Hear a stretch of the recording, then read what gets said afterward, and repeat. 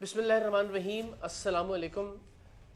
गुज़श्ता रोज़ कराची में intelligence bureau के अहलकारों की तरफ से, इंटेलिजेंस ब्यूरो के डायरेक्टर की तरफ से, तारिक शाह की तरफ से टीम सरेआम पर मुझ पर जो तशद्दुद हुआ, और कोई भी लफ्ज़ जो है उस तशद्दुद की अक्कासी नहीं कर सकता। मैं कहूँ कि जी बेहमाना तशद्दुद था, खूरेज़ तशद्दुद था, ज़बरदस्त तशद्दुद था। जो कुछ हुआ जब आप सुनेंगे तो शायद आपको अंदाज़ा होगा कि मैं ये बात क्यों कह रहा हूँ। तो मैं चाहता हूँ कि ज़रा उसकी तफसीर और पूरी टाइमलाइन आपसे शेयर करूँ कि क्या हुआ, क्यों हुआ, कैसे हुआ और इस वक्त क्या सूरत हाल है। इंटेलिजेंस ब्यूरो के जो अफसरान और अहलकार हैं, उनके पास एक इख्तियार है कि नादरा की जानिब से किसी भी पासपोर्ट या आइडेंटिटी कार्ड की अगर कोई तनाज़े का मामला हो तो उसकी वेरिफिकेशन इंटेलिजेंस ब्यूरो को करना होती है। तो ऐसे ही एक इंस्पेक्टर ने, जिसका नाम काशिफ था मुबैना तौर पर, बाद में अभी इसकी कंफर्मेशन नहीं हुई, लेकिन वो काशिफ अपना नाम बताता था, उसने एक फैमिली को अप्रोच किया कि जी आपके पासपोर्ट्स की और आईडी कार्ड्स की इंक्वायरी हमारे पास आई है और आप इतने पैसे देंगे तो हम इंक्वायरी रिपोर्ट नादरा को भेजेंगे, वरना नहीं। उस ख़ानदान ने टीम सरेआम से रब्ता किया और हमने अल्टीमेटली उस शख्स की रिश्वतखोरी के वीडियो सबूत रिकॉर्ड करना शुरू किए। उससे पहले 20,000 रुपये दिए गए, फिर 24,000 रुपये दिए गए, फिर 12,000 रुपये दिए गए। तो ये ज़रा एक आध वीडियो उसकी देखिए, पैसे लेने की, इंटेलिजेंस ब्यूरो के इंस्पेक्टर काशिफ की रिश्वतखोरी की। इधर से आपके रिपोर्ट जो है ना क्लियर होने के बाद 2.5 से 3 महीने इनको लगेगा। 1 2 3 4 5 6 7 8 9 10 11 12 13 14 15 16 17 18 19 20 21 22 23 24। तो ये मामला था, इंटेलिजेंस ब्यूरो का एक अफसर रिश्वत ले रहा था और हमारा ये ख्याल था कि इस रिश्वतखोरी को हमें इंटेलिजेंस ब्यूरो के आईबी के आला अफसरान के नॉलेज में लाना चाहिए, ताकि इदारा एक हमारे नज़दीक उसका वक़ार है, उसकी साख को मजरू होने से बचाया जा सके। तो जो आखिरी किस्त थी रिश्वत की 12,000 रुपये, वो जब ये शख्स ले रहा था और वो ले भी इंटेलिजेंस ब्यूरो के दरवाजे के बाहर खड़ा होकर पैसे वसूल कर रहा था, तो हमने ऐन उस वक्त जब वो पैसे ले रहा था हमने उसको धर लिया जाके और हम उसको लेके इंटेलिजेंस ब्यूरो के अंदर चले गए। हमने कहा कि आपके अफसर कौन कौन इस वक्त मौजूद हैं। हमें अब बाद में कहा गया कि जी देखें जी आप बग़ैर इजाज़त अंदर आ गए और ये सिक्योरिटी लैब्स था। और तो वाकई ये सिक्योरिटी लैब्स था कि वहाँ पे कोई सिक्योरिटी एहलकार था ही नहीं कि जिससे हम इजाज़त लेते अंदर जाने के लिए। और जो पहला सिक्योरिटी एहलकार हमें मिला, हमने उससे कहा कि ये वीडियो सबूत हैं, ये शख्स करप्शन में मुलविस पाया गया है, आप अंदर जाके जो भी अफसर मौजूद हैं उनको बताएं कि हम आए हैं तारुफ करवा के और वो ये वीडियो सबूत आपको दिखाना चाहते हैं ताकि आप उनके खिलाफ कार्रवाई कर सकें। इतने में, और मैं जो लफ्ज़ भी और जो जुमला भी और जो बात भी कह रहा हूँ इस यकीन के साथ कह रहा हूँ, और आप भी समझ सकते होंगे कि अगर मैं एक बात भी झूठ बोलूँगा तो वो उसी वक्त निगेट हो जाएगी इंटेलिजेंस ब्यूरो के अंदर लगे हुए सीसीटीवी कैमरों की फुटेज की मदद से। यानी मैं कहूँ जी मैंने हाथ नहीं उठाया और अगर मैंने हाथ उठाया हुआ तो सीसीटीवी कैमरे में नज़र आ जाएगा। अगर मैं कहूँ कि जी मैं लाउड नहीं हुआ तो अंदाज़ा हो जाएगा सीसीटीवी कैमरों से। या मैं कहूँ जी मारा पहले हम, तो किसी भी चीज़ को जो मैं बात करूँगा वो साबित की जा सकेगी। और अगर मैं कोई झूठ बोलूँ तो मैं चैलेंज करता हूँ कि उसको उन सीसीटीवी कैमरों की मदद से झूठा साबित कर दिया जाए, तो मैं ज़िंदगी भर कभी टेलीविज़न पे नहीं आऊँगा। हमेशा मैं ये बात कहता हूँ कि अगर मैं झूठा हूँ तो मुझे हक़ नहीं है कि मैं टेलीविज़न पे या स्क्रीन पे आऊँ और आप लोगों से बात करूँ। जब हम ये बात कर रहे थे उन अहलकारों से कि आप अफसर को बताइए, तो एक साहब अंदर से जिनके हाथ में एक वॉकी टॉकी था, वायरलेस था, वो आए। उनका नाम था रिजवान शाह, जो बाद में मुझे पता चला जो डायरेक्टर GIT हैं कराची के। अजीब सिगरेट पी के काले होंठ और एक टिपिकल एक जो अफसर होता है उसकी लुक। आते उन्होंने कहा कि जी क्या मामला। हमने कहा जी ये मामला। उन्होंने कहा जी आप बाहर चले। हमने कहा जी आप कहीं भी किसी जगह बैठ के वीडियो देख लीजिए। तो उन्होंने कहा कि नहीं आप ये कैमरे बंद करवाएं, मैं वीडियो देख लेता हूँ। मैंने कहा सर कैमरों के सामने ही आपने जो भी कहना है, मैं ज़ाती कोई मुलाकात के लिए तो हाजिर हुआ नहीं, और सर के अलावा मैंने कोई बात नहीं की है। मैं फिर वही कह रहा हूँ कि झूठ साबित हो जाए तो मैं मुजरिम हूं पूरी कौम का। तो जैसे मैंने कहा कि जी कैमरे तो सर आप प्लीज़ इनके सामने ही जो भी आपने कहना, ताकि अंदाज़ा हो कि एक करप्ट आदमी के खिलाफ क्या कार्रवाई हुई है। तो उन्होंने कहा इनको बाहर निकालो, अपने जो एहलकार थे। और द मूवमेंट उन्होंने अपना ये मिजाज पलटा, पता नहीं कहाँ से ये IB के लोग निकले और उन्होंने हमें मारना शुरू किया, लातों से, घूंसों से, मुक्कों से। एंड मैं फिर कह रहा हूँ CCTV फुटेज से ये बात निगेट की जा सकती है अगर मैं झूठ बोल रहा हूँ कि सब लोगों ने पिस्टल्स निकाले फिल्मी अंदाज में, पीछे से चैम्पर किया और मेरे जो है ना जो बट होते हैं पिस्टल के, वो मारना शुरू किए। मुझे दीवार के साथ पट खा गया, दीवार से उठा के फिर वापस पिस्टल मारी गई। मारने के बाद उन्होंने कहा जी इनकी शर्टें उतारो, उनकी आंखें बांधो। हमारी ही शर्टें उतारी गई और हमारी आंखें, ज़ाहिर हम उस सिचुएशन के अंदर हमने ज़िंदगी में कभी किसी के ऊपर कोशिश की है कि पहले हाथ ना उठाएं, इवन रिटेलिएशन में भी हाथ ना उठाएं। और मेरी तो कोशिश ये थी कि मैं इन लोगों को ज़रा इंगेज रखूँ सो दैट हमारे कैमरे किसी तरह से जो है वो भाग सके, कोई कैमरामैन कोई फुटेज लेके शायद किसी तरह से कुछ बच जाए और मैं मार भले खाता रहूँ थोड़ी देर। लेकिन ऐसा हो नहीं सका। उन्होंने मुकम्मल तौर पे घेराव किया, हमारी कमीज़ें उतारी गई, बांधी गई, और बांधने के बाद हमें एक टॉर्चर सेल में ले जाया गया। वहाँ पिस्टल रख के हमारी टीम, जो टीम सरेआम के नुमाइंदे हैं, उनके ऊपर कहा गया मुझे कि आप कपड़े उतारें। मैंने कहा आप देखें ये ज़्यादती आप ना करें, लेकिन उन्होंने कहा गोली मार देंगे आपके नुमाइंदों को अगर आपकी काम नहीं करेंगे। मैंने कहा जी ठीक है आप कीजिए। और दिल में ज़ाहिर अल्लाह ताला की ज़ात जानती थी, मुझे भी था कि मैं कोई अपने किसी ज़ाती काम के लिए तो इस तज़लील से नहीं गुजर रहा हूँ। अगर इस तज़हीक और तज़लील से, जो कि उनके नज़दीक तज़हीक और तज़लील थी, मेरे नज़दीक तो ये एक एज़ाज़, एक फ़ख्र, एक एवॉर्ड, एक तमगा है कि मुल्क की खिदमत के जज्बे के तहत अगर आपको बरहना किया जा रहा है और आपकी वीडियो बनाई जा रही है तो मेरे लिए तो ये काबिल कबूल है। और मुझे इस पर कोई नदामत या शर्मिंदगी नहीं है। मैं बहुत फ़ख्र के साथ इस बात का ऐलान कर रहा हूँ और आप सबसे शेयर भी कर रहा हूँ। तो मुझे मेरे कपड़े उतारे गए, मेरी वीडियो बनाई गई मुख्तलिफ ज़ावियों से, यानी अपने नज़दीक वो मेरी तज़लील कर रहे थे मेरी टीम के सामने।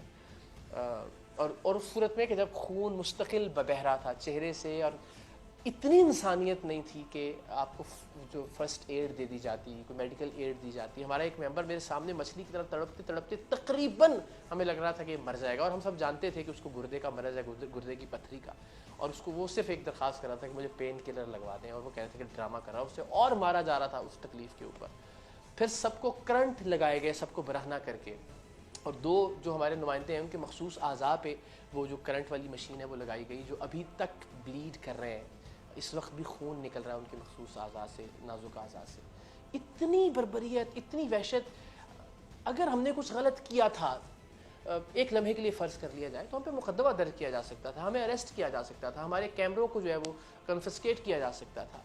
लेकिन ये जो ज़ाती इनाद था कि ये हमारी बादशाहत के ऊपर सवाल या हमारी करप्शन के ऊपर सवाल, और वो जो करप्शन करने वाला शख्स जिसको हम पकड़ के अंदर लेकर गए थे वो सबका सरगना बना हुआ था। इसको मारो, ये वीडियो बना रहा था मेरी, इसको मारो, इसने मेरे साथ डील की थी, इसको मारो, इसके पास मेरा कार्ड है। बाहर से जाके हमारे ड्राइवर्स तक को वो आदमी लेके आया, यानी उसके खिलाफ टके की कार्रवाई नहीं हो रही। और जो लोग उसकी करप्शन की निशानदही कर रहे हैं उनको नंगा करके, बरहना करके, इलेक्ट्रिक शॉक्स लगाए जा रहे हैं, पिस्टल के बट मारे जा रहे हैं, उनके ऊपर चैम्बर की जा रही हैं पिस्टलें, वो लहू लुहान है, खून से लबरेज हैं, और कोई मेडिकल एड उनको फराहम नहीं की जा रही। तो ये सारा कुछ होता रहा। लेकिन आप ये ज़रा तसव्वुर कीजिए कि ये एक दिन में तो माइंड सेट नहीं बना होगा ना। ऐसा तो नहीं होगा कि अचानक से उनको गुस्सा आया और चले अचानक गुस्सा 4-5 मिनट है, थप्पड़ मारा, आपने गोली भी मार दी, तो चंद सेकंड का इश्तियाल होता है। ये 3-4 घंटे जो था, ये एक उस फ़िरौनियत की अलामत था, जो फ़िरौनियत रिजवान शाह में और उसके जो जितने बाकी जो कारिंदे थे आईबी के, उनमें पिछले कई बरसों से, कई दिहाइयों से वो पैदा हुई होगी। कितने मजलूमों को इस तरह लाके बांधा गया होगा, कितने मजलूमों को इस तरह से उनकी आंखों पे पट्टियां बांध के नंगा किया गया होगा, कितने मजलूमों की वीडियो बनाई गई होगी। किसी ने कोई गुनाह किया होगा, किसी ने नहीं किया होगा, लेकिन कितने लोगों की वीडियो बना के उनको ब्लैकमेल किया गया होगा कि बाहर जाके अगर ये कहा या इतने पैसे ना दिए तो तुम्हारी वीडियो मंजर आम पर आ जाएगी। मैंने तो चले हिम्मत की आके आप सबसे ये चीज़ शेयर कर ली अगेन, क्योंकि मेरा पर्सनल कोई एजेंडा नहीं था, मुझे कोई पर्सनल शर्मिंदगी नहीं है इसके ऊपर। तो आप सोचिए कि कितने बरसों से ये काम होता आया होगा, तब उसको इतना एतमाद और कॉन्फिडेंस हासिल हुआ होगा तारिक शाह और उसकी टीम को कि वो एक मीडिया का नुमाइंदा जिसको पता है कि छोटा मोटा बाहर जाके चीखेगा, चिल्लाएगा, कोई आवाज़ उठाएगा, उससे भी कोई घबराए नहीं, उसको भी उन्होंने अपने बदतरीन तशद्दुद का निशाना बनाया। एंड अल्टीमेटली खुशी की बात यह है कि अल्लाह ताला ज़िंदगी और तंदुरुस्ती दे हमारे ARY नेटवर्क के CEO सदर सलमान इकबाल साहब को। वो जिस जिगरे के मालिक हैं, अगर वो जिगर ना होता तो ये सरेआम शायद आज हम ना कर पाते। जहाँ जहाँ जिस तरह से वो आहनी दीवार बन के हमारी हिफाजत के लिए खड़े हुए, अल्लाह ताला उनको सलामत रखे। उन्होंने प्राइम मिनिस्टर ऑफिस में बात की, प्राइम मिनिस्टर ऑफिस इन्वॉल्व हुआ, शहबाज गिल साहब जो हैं वो उन्होंने रोल प्ले करना शुरू किया, DG इस्लामाबाद साहब से बात हुई, DG सिंध से बात हुई। अल्टीमेटली इतने सब मामलात के बाद हमें कुछ 3.5-4 घंटे बाद वहाँ से रिहाई मिली। आम आदमी आप तसव्वुर कीजिए शायद 3.5-4 महीने भी वहाँ से बाहर ना निकल पाता। हम बाहर आए, बाहर आके हम दफ्तर की तरफ थे क्योंकि हमारे कैमरे रख लिए गए थे। एंड अगेन अगर कोई मैं झूठी बात कह रहा हूँ तो हमारे कैमरों की फुटेज ही लोगों के सामने ले आए कि जनाब ये देखें, ये रिकॉर्ड हुआ हुआ है जिसमें ये गलत बात कर रहे थे, जिसकी बुनियाद पे इतना बदतरीन तशद्दुद हुआ। ऑफिस की जानिब थे, लेकिन हमें बताया गया कि ऑफिस से कैमरा आ रहा है, आप अब्बासी शेर अस्पताल जाइए, मेडिको लीगल रिपोर्ट करवाइए। सर फटा हुआ था, खून में लिथड़े हुए थे।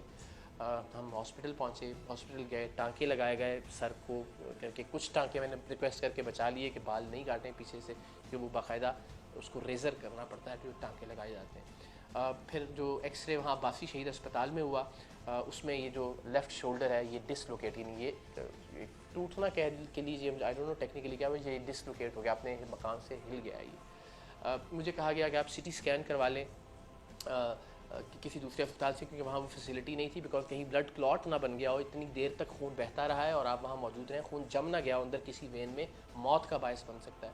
तो हमने सीटी स्कैन करवाया, तो सीटी स्कैन तो बेहतर था, लेकिन एक पसली जो थी वो टूटी हुई सामने आई राइट साइड की, और साथ ही साथ जो जो जो जो दिल के मामला हैं, उन्होंने बताया कि वो उसमें भी कोई प्रॉब्लम है, बिकॉज जो लाइट है, जो करंट है, वो जब पास होता है तो या दिल मुतासर होता है या दिमाग मुतासर होता है, जो ECG है वो भी एबनॉर्मल है। सो खैर इस हालत में मैं ज़ाहिर है मीडिया पर भी और अपनी बात इसलिए कि लोगों को अंदाज़ा हो कि इदारों के अंदर कितनी बर्बरियत, कितनी सफाकियत, कितनी दरिंदगी, कितनी करप्शन है, और जिस मकसद के लिए मैंने ये मार खाई है, अगर वो मैं आराम से खामोश होकर बैठ जाऊँ घर में तो वो मकसद फुलफ़िल नहीं होता। तो मैं चाहता था कि सारी स्टोरी जो है वो नरेट की जाए, और मेरे वो 2 अरकान जो बेचारे इस वक्त भी शदीद तकलीफ़ में मुब्तला हैं, जिन्हें करंट उनके नाजुक अज़ा पर लगाया गया, वो भी अंडर ट्रीटमेंट है, अल्लाह ताला उनको भी सेहत दे, आप प्लीज़ उनके लिए भी दुआ कीजिएगा।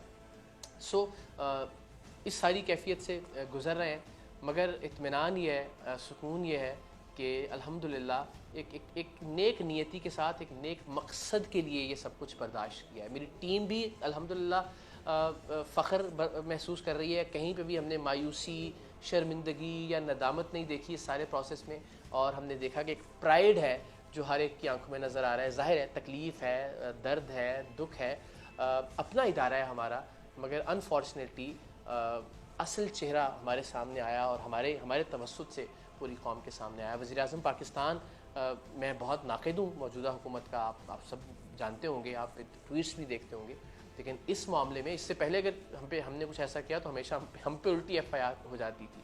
तो इस बार कम से कम ये हुआ कि 19वें ग्रेड का डायरेक्टर मुअत्तल ज़रूर हुआ। FIR अगर होगी भी तो वल्लाह आलम, शायद पता नहीं बेल हो जाएगी या कुछ स्टे आ जाएगा या अपने इदारे के लोग उनको बचा लेंगे। मगर एक बात मैं ज़रूर कहना चाहता हूँ कि हम सब की ज़िंदगियाँ अब से असल ख़तरे में पड़ी हैं। ज़ाहिर है वो कहते हैं ना, ज़ख्मी शेर ज़्यादा ख़तरनाक होता है, तो शेर तो खैर वो नहीं कहा जा सकता उनको, हाँ जानवर ज़रूर थे, दरिंदे ज़रूर थे, भेड़िए ज़रूर थे, लेकिन वो चूँकि अब ज़ख्मी हो गए तो और ज़्यादा तड़प रहे हैं। और यकीनन जो उस वक्त नहीं कतराए पिस्टल हम पर लोड करने से, जो हमारी लोकेशंस निकाल सकते हैं, जो हमारी फ़ोन कॉल्स की रिकॉर्डिंग्स कर सकते हैं, एजेंसी है ज़ाहिर है, तो मेरी टीम की ज़िंदगियाँ सही मानों में अब ख़तरे में पड़ी हैं। रिजवान शाह के मुअत्तल होने के बाद और उनके बाकी लोगों के मुअत्तल होने के बाद, तो वो जो IB के एहलकारों का जो, अब आप सोचिए जब हमने कुछ नहीं किया था, सिर्फ उनके एक एहलकार की करप्शन पकड़ी थी, तब कितना गुस्सा था। अब जब हमारी वजह से हम बार बार उनका नाम ले रहे हैं, उनको बेनकाब कर रहे हैं, तो अब कितना गुस्सा होगा। और हमारी जान लेने से क्या वो दरेग करेंगे? क्या गोली मारने से परहेज़ करेंगे? क्या हमें लोकेट करना उनके लिए कोई मुश्किल है? नहीं, ज़िंदगी अब बिल्कुल खुली किताब की माने उनके सामने है, और हम कत्ल होने के लिए तैयार हैं इस पाक सरजमीन की खातिर। लेकिन ये रिकॉर्ड पर लाना बहुत ज़रूरी है कि हमें कोई भी नुकसान अगर पहुंचता है या कोई भी टीम मेंबर किसी भी तरह से मुतासर होता है, तो आपको, कौम को, हुकूमत को, इदारों को पता होना चाहिए कि मुमकिन तौर पे उसके पीछे कौन हो सकता है। सो आप सब दुआ में याद रखिएगा। हम कोशिश करेंगे कि इसी हिम्मत से, इसी जज्बे, इसी जुनून से सच्चाई के सफ़र को जारी रखें। मैंने बहुत से प्लेटफॉर्म्स पर कहा भी कि मैं इसलिए बरहना नहीं हुआ या इसलिए मैंने ये मारे बर्दाश्त नहीं की, या इसलिए मैंने ये तशद्दुद और वो तज़लील जो मुझे नंगा करके मेरी वीडियोस बना के करने की कोशिश की गई, वो मैंने इसलिए बर्दाश्त नहीं की कि मैं दुबक के, खामोश होके, चुप करके घर में बैठ जाऊँ। अब इंशाअल्लाह मेरी आवाज़ हर जगह होगी। मैं चुप हुआ तो वो समझा कि बात ख़त्म हुई, फिर उसके बाद तो आवाज़ जा बजा थी मेरी। इंशाअल्लाह मेरी आवाज़ इसी तरह से मजबूत सुनेंगे, इसी तरह से दलाइल के साथ सुनेंगे, इसी तरह से सबूतों के साथ सुनेंगे। और मेरी आवाज़ का सिर्फ़ और सिर्फ एक मकसद है, मेरे आवाज़ बुलंद करने का सिर्फ़ और सिर्फ एक मकसद है कि पाकिस्तान का परचम बुलंद हो, पाकिस्तान का वक़ार बुलंद हो, पाकिस्तान का नाम बुलंद हो। आप सब की दुआओं की ज़रूरत होगी, आप सबकी सपोर्ट की ज़रूरत होगी। और मैं आपको ये यकीन दिलाता हूँ इंशाल्लाह, वंस अगेन गलतियाँ हो सकती हैं, मिस जजमेंट्स हो सकती हैं, लेकिन इंशाल्लाह ना बदनीयती होगी, ना किसी तरह पे नीयत का कोई झोल होगा। हम ईमानदारी से, दयानतदारी से, सच के और हक़ के इस सफ़र को जारी रखेंगे। पाकिस्तान जिंदाबाद।